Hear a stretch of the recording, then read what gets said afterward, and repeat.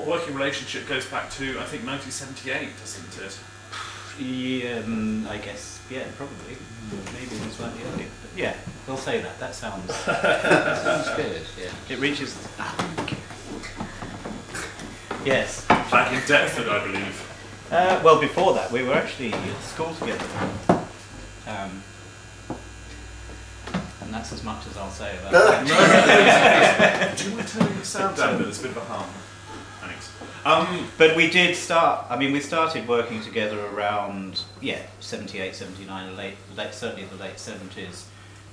So you were how old at the time? You must have been teenagers. Not very old. Yeah.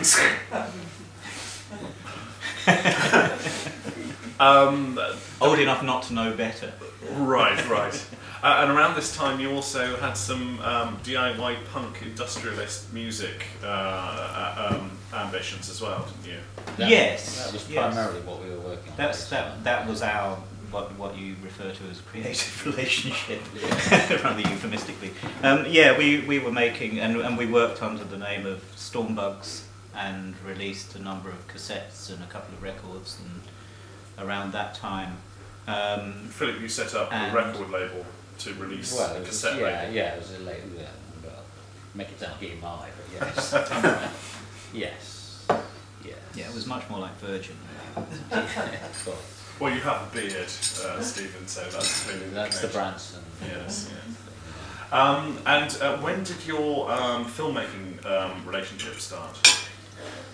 I guess that was later. A little bit later. That was a little bit later because we kind of worked on music first. Yeah. And I suppose not that Stephen wasn't into the music, but I was kind of more focusing on that. And he was at art college. He was at Maidstone Kai, as it was called at the time.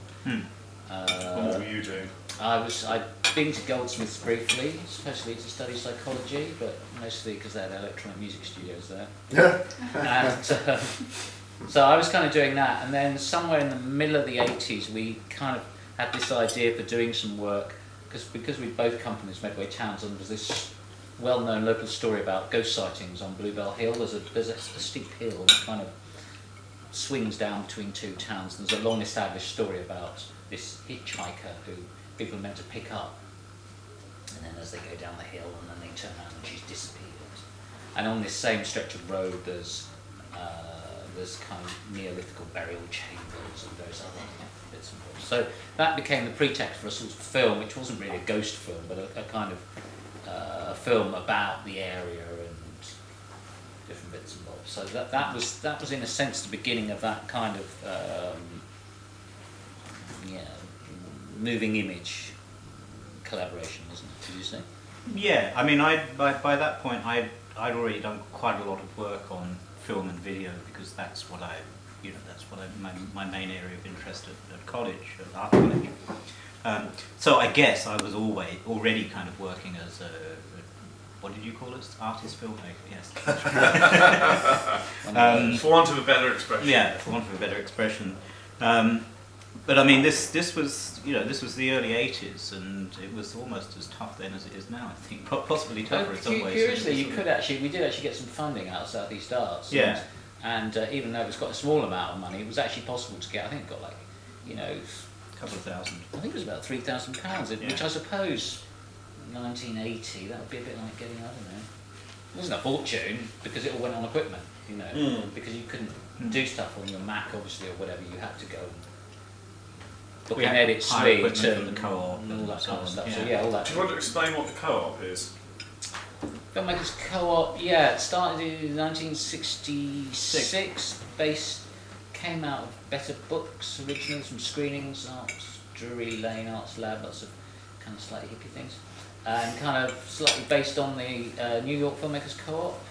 And it was the idea. The idea was basically that. It was a democratic idea that you could make films by, in a sense, owning the means of production. So rather than that issue that I've just talked about, that it was actually very difficult to actually make anything in those days. I mean, you could still do stuff on Super 8, of course, but so the idea was that you'd have a place and you'd have 16mm Steenbecks, you'd have the ability to shoot stuff, process it, you could hire the cameras out, and then there was also a kind of a cinema where the work could be shown and a distribution that could be distributed. So it was a kind of, you know, self-enclosed Soviet Union of filmmaking.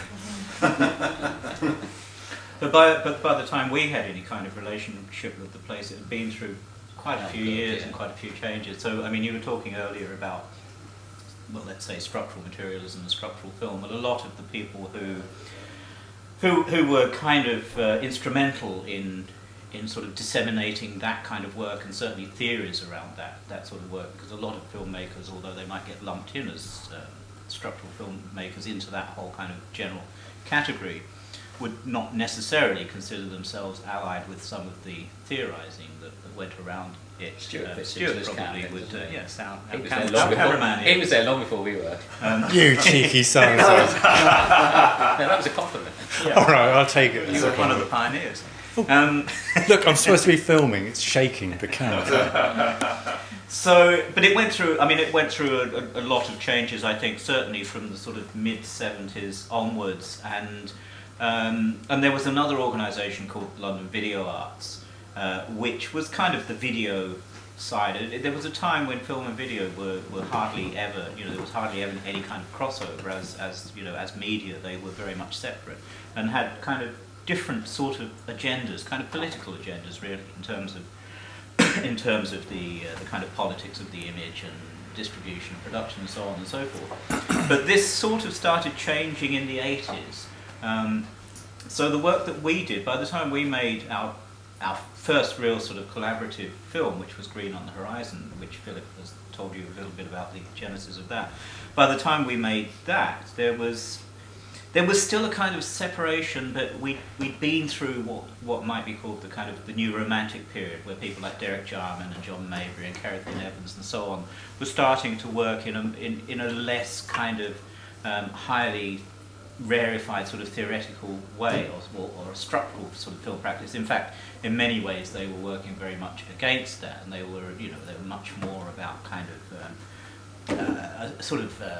imagination, the imagination of the image, and kind of influenced by sort of people like Cocteau and Surrealism. It's kind of much more romanticism, flamboyant, wasn't it? Flamboyant, and fundamentally kind of queer in many ways, which was very much against the kind of the hardcore of the kind of structuralist movement. So I should say that by using the word queer, you were referring to queer cinema rather than any kind of pejorative term.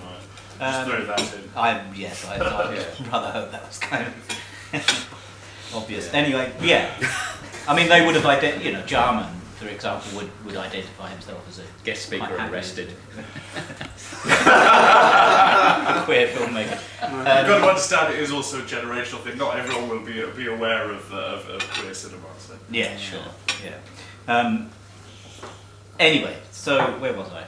Yes. It was a part of the history of the filmmakers. Yeah, there was just quickly to kind of get through that to the point where by the time we were making this work, there were a lot of people who also kind of embraced formats like Super 8 and video, and we sort of brought the two things together. We were shooting on Super 8 and editing on video, mainly for sort of two reasons. One was aesthetic, because we liked the kind of economy of working on Super 8. It's very lightweight. You could run around the marshlands as we did with the Super 8 camera and shoot lots of stuff. And then you could transfer to video for post-production and editing. So we didn't really, although you suggested we came kind of out of that sort of background, we didn't really fit into it, because we didn't really tick any of those kind of particular sort of structural or queer or film or video boxes. We were sort of doing something else. And interestingly, when we were distributing it, though film festivals and things were quite happy to take it, particularly European things, when we made the Green on the Horizon, there were still some issues in the UK where the LVA at the time said they wouldn't take it because it was shot on film. And so it wasn't a video, and the film court weren't interested because it was actually finished on video. So. Yeah, so it was interesting. It kind of seems bizarre, doesn't it, that people would worry about that? But that was still an issue of those things that is it a film or is it a video? People always got to decide which group you're in. But yeah. So that was the main thing that we worked on then, and there's been ups and downs and ins and outs, and Stephen was in Australia for quite a while. But yeah, so we've sort of collaborated on this and that over the years. Yeah, and we're returning to that earlier work now, as you know, because you've been partly involved in it. I have, yes, yes. So we're sort of working on a project at the moment where we're revisiting some of that older material, because a lot of the sort of ideas that we were interested in at the time seem to have to resurfaced in other ways. So, you know, recently there's, well, the last, you know, sort of 5, 6, 7 years or so, there's been an interest in notions of hauntology, and there's been a practice of filmmakers who work in a kind of pseudo-documentary style, and often using different formats for, you know, like Super 8 or 16mm, which has also become, you know, kind of almost in industrial terms a redundant film stock, but in artist film terms has had a bit of a resurgence. So so we were kind of interested in seeing how our early work sort of fitted into that, this kind of convergence of a number of things coming together. So we're returning to that and reworking some of that material, and sort of thinking of it in terms of how one might approach remaking that. And Martin was involved in helping us shoot some of that a couple of months ago. I have to say it was a fantastic day. They got this massive room at Central St Martin's, and were projecting elements of these 2, or was it 3, in fact, earlier films, the apostrophe yes, films, 2 specifically, onto walls around the room, and they got 2 actors who resembled the actors in the original films to kind of walk in front of the images. And then we were filming everything on about 3 different cameras simultaneously, whilst these projected images were moving around walls and people riding bicycles and so on. It was a fantastic day. Jumping back a little bit, you missed out quite an interesting chunk, which is your move onto digital, perhaps in slightly different ways. Philip, I think, is more obviously working with digital animation, using a certain amount of what you might call procedural animation using software. You could, yeah. I've never called it that, but you could do that. And Stephen, you've been, well, why don't you say a little bit about the digital work you've been doing? You were using the word glitch the other day. Yeah. Well, I did, it's sort of about, it's getting on for over 10 years ago now, but I started working with digital video because, in a sense, because it was almost the equivalent of working with Super 8, or the way that working with Super 8 used to be. You know, you could kind of shoot on easily available sort of domestic formats, which Super 8 was, and the equivalent of that sort of that started to happen around the sort of turn of the century, as it were. Was the availability of editing software on computers and relatively cheap camcorders. So again, it was this question of the means of production being kind of fairly easily accessible. And I likened that very much to the way that one would work with Super 8. You go out and shoot stuff and you edit it at home, and that's it. It's something that doesn't really involve the whole kind of industrial process of filmmaking. And it sort of blurs, and especially working as an artist, you're in a position to be able to kind of blur the boundaries between what is considered to be professional and amateur. And so that's kind of how I got into working with digital video, and also did a whole series of work where I was interested in trying to work out what the materiality of the digital media was, in terms of the way that earlier film practice would deal with the materiality of film, and was concerned with the surface of the film itself, and how that manifested itself as an image. So what you're drawing an analogy to is, I suppose, is, you know, we have this wonderful love of scratched film now, even as an After Effects plugin. Take note then. What you're describing is an equivalent of the digital nature. Yeah. So I made quite a few pieces that that explored that notion, which has now become, I mean, a lot of people are now kind of making what they call glitch video. I mean, I called it digital materialism, which is a bit of a mouthful, but glitch is a lot easier to say and kind of a little bit kind of snappier. But yeah, essentially it was really kind of doing things like, I mean, they're very kind of noisy, sort of colourful images that were created from, images that are created from sound files, and sound files that are then kind of and then sound files that are created from images and vice versa. So there's this kind of crossover between, because I discovered that using digital files and they could be parsed in any particular way. So sound bits. Yeah, they're just bits. They can be opened in an image. So I did a lot of work that explored, as far as I could, the possibilities of that. So that's not what I'm showing this evening. Which was quite interesting, because in a sense I was doing something not dissimilar, but coming from a different angle, really. Yeah. I mean, I didn't really used to use the word materiality and things. So, I mean, my thing was that... Do you want to explain, sorry, just for the benefit of our broader audience, do you want to explain a little bit about what materiality is? Well, as we've said already, you talked about scratch, the material nature of the supports. You know, like if you're painting, it's the canvas, isn't it? That's the material nature. And there was the idea, Clement Greenberg in painting, the critic, had this idea that art, post, déjeuner sur l'herbe, things, moves inevitably towards abstraction, and a focus moves away from representation and a focus on basically the support, colour, pigments, those kinds of things, abstract expressionism. And in some ways, structured material film, even though it never seems to acknowledge the equivalent movement, is the same thing. It's kind of continuously questioning the whole notion of images actually representing what you see. So it rather than accept, when you shoot a piece of footage, be it on film or on video, of a man walking across the street, and we kind of just go, yeah, it's a man walking across the street. We have too many problems with that. Structural materialism, in a sense, is always questioning that illusion there, and so partly that's it, calling into question the nature of the medium itself. And you were about to say, before I interrupted you, about your own work. Oh yeah, as I say, there's quite a few similar, not perhaps unsurprisingly, there's quite a few similarities in what we were doing. I was doing similar things, as we'll see, with one thing affecting another, but I suppose I don't know, it's interesting because they're coming from a similar sort of principle, but the end results are quite different, aren't they, really? Yeah. Yeah, well, we'll see. We'll let you make up your own decision. Yeah. And just to sort of bring it back together, what are you working on at the moment, the two of you?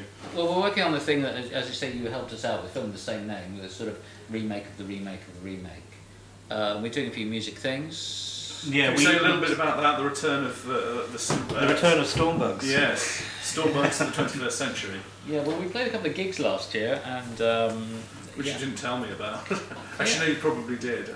Which went quite surprisingly quite well, really. I'm not quite sure, When we originally did all the Stormbug stuff, most of it we didn't actually play live. We recorded things on cassettes and manipulated bits of old equipment and stuff, and on the odd occasions when we did record things, there were a couple of things we recorded that might be described as songs, let's say. But they were never really performed as such. Perhaps usually only for the recording. So we had this opportunity last year. We were invited to play live at this weekender up in wherever it was, Nottingham. So we sort of decided we would do that, and found that we were actually in a position to start performing these things that we'd never really performed before. So there's been, whatever it is, since 1980 odd. 15 years. 15 years or 10 years or so. Yeah, 30 odd years. Stuff that we'd never actually performed live in front of an audience or anything like that. So it was an interesting process, because rather than it be a kind of nostalgia for something that we'd done in the 80s, it was actually doing it for the first time. So that was quite interesting. And we've also started. I mean, we have produced some new material as well. So it's not just a question of going back and reviving the old stuff. We have been sort of writing new, what you might call songs, and have a few things recorded, and there may well be some releases coming at some point in the not too distant future. But I understand there's no video documentation of your performance. Of course not. I hope you rectify that soon. I was very disappointed to discover that. I was hoping actually... There is audio recording though. Okay, well, Don't know blood puppets. it's in the nature of the thing. No, I was hoping originally. I asked them whether they were going to do a gig here, but apparently this was not feasible. We can talk. We can talk. Yes. Well, thank you very much. I think we should. Philip is going to do the first screening. I think we should have a very short break, so if people want to run down to get a drink, but we'll start again in a couple of minutes. This gives me the opportunity to also move some things around, shift the DVDs around and so on. So we'll have a very short break now, but if you can be very, very quick if you visit the bar. Steve and Philip, thank you very much indeed. We will see you after the break. Yeah. Oh, we have to show something now.